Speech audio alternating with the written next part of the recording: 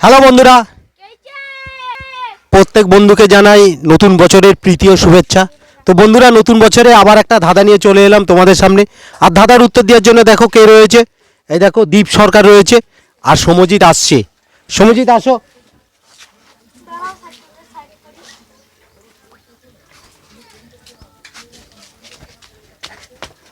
সবাই ভালো থেকো, সুস্থ থেকো। তো দেখো আজকে নতুন বছরে আরেকটা ধাঁধা নিয়ে চলে এসেছি।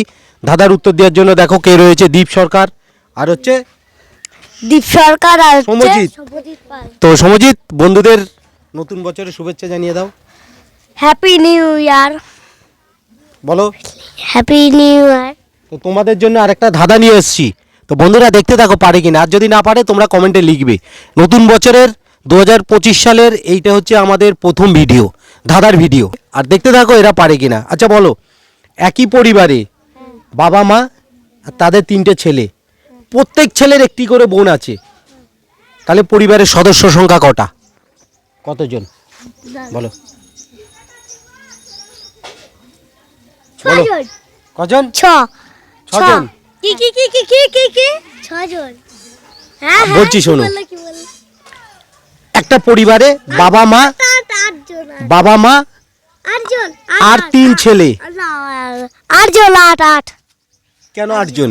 3 ছেলে, প্রত্যেকের একটি করে বোন আছে। প্রত্যেকের একটি করে বোন আছে, তাহলে পরিবারের সদস্য সংখ্যা কতজন?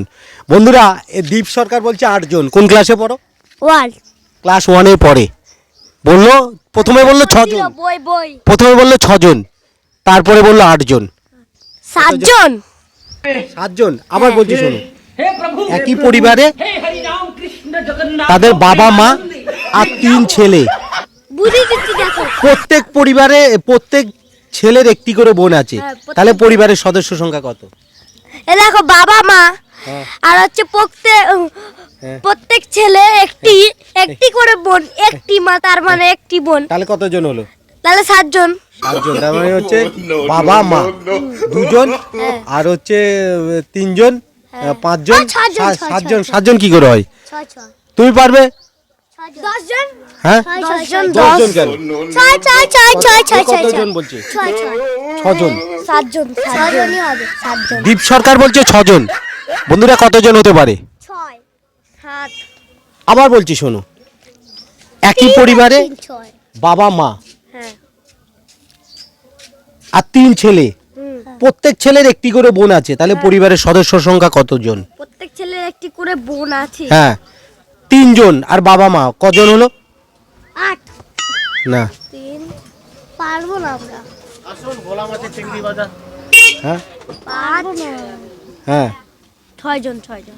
কজন? 6 জন। 6 জন। তাহলে তুমি কতজন বললে? 7 জন। কতজন? 6। দীপ সরকার প্রথমে বললো 6 জন, তারপর বলছে 8 জন, তারপর বললো 10 জন। কতজন দীপ?